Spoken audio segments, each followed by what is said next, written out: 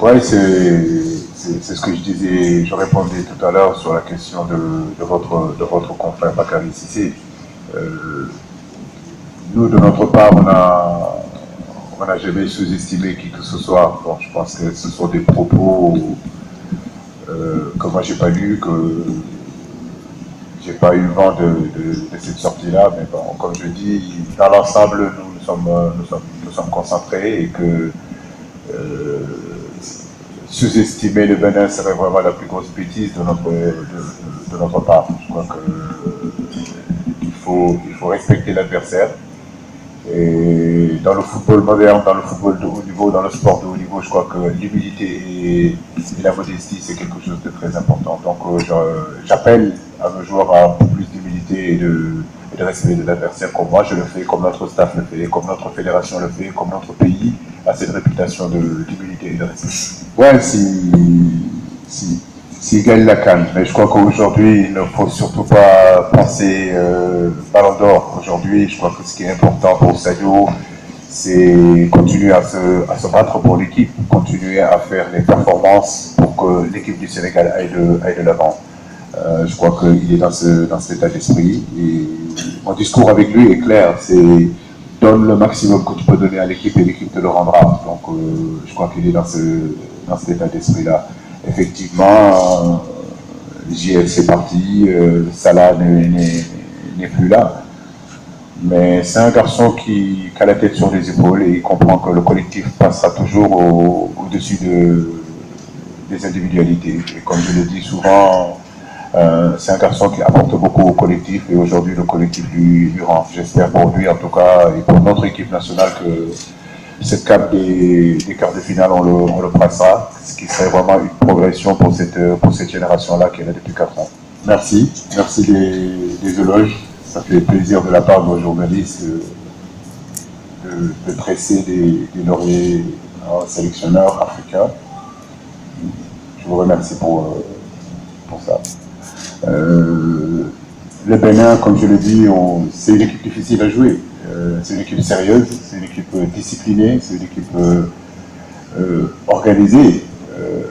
Et je le dis, je le répète, il y a quand même de très bons joueurs qui sont au sein de cette équipe-là. Je parle de Mounier, qui est un attaquant très intéressant. Je parle de Côté, un garçon très virevoltant, capable de prendre la profondeur. Quand vous regardez le but qu'il marque contre le Ghana, cela montre tout simplement les qualités de ce garçon-là. Aujourd'hui, un garçon comme Adeoti fait un très bon can. Pour moi, il est dans la récupération, il est capable de distiller de très bons ballons. Sans compter leur maestro Cessignon, qui est le capitaine et qui connaît la maison et qui joue vraiment un rôle de leader dans cette équipe-là. Donc j'ai envie de dire que c'est une équipe qui est en train de progresser, qui a eu des éliminatoires aussi difficiles, qui se sont forgés vraiment en mental très fort. On l'a vu contre le Maroc, même à 10, ils sont restés cohérents, ils sont restés costauds avec une grande solidarité. À partir de là, on peut s'attendre seulement qu'à un match difficile, un match piège. Donc c'est à nous de faire ce qu'il faut. Mais croyez-moi, demain, ça ne sera pas du tout problème de santé. Mais nous sommes prêts pour ça. Le costume de favori, c'est une question qui revient tout le temps. Je pense qu'aujourd'hui, nous sommes ambitieux.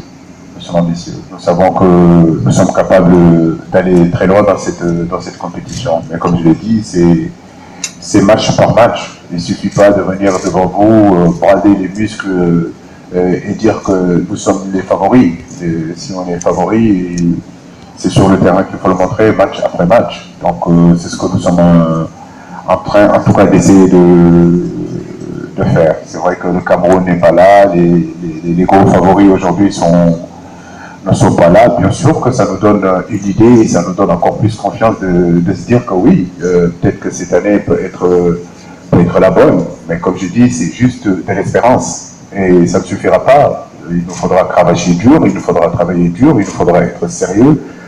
Et c'est ce que nous sommes en train de faire. Vous savez, le football, c'est pas les mathématiques, c'est pas 1 plus 1 égale 2. Le football, beaucoup de choses, beaucoup de paramètres sont là, il faut les prendre en considération. Qui aurait cru que le Cameroun serait éliminé en 8e de finale? Qui aurait cru que le Maroc ne serait aussi, ainsi de suite, l'Égypte? Donc, toujours un peu plus d'humilité et de retenue sur ce que nous avançons dans nos propos et surtout dans les pronostics.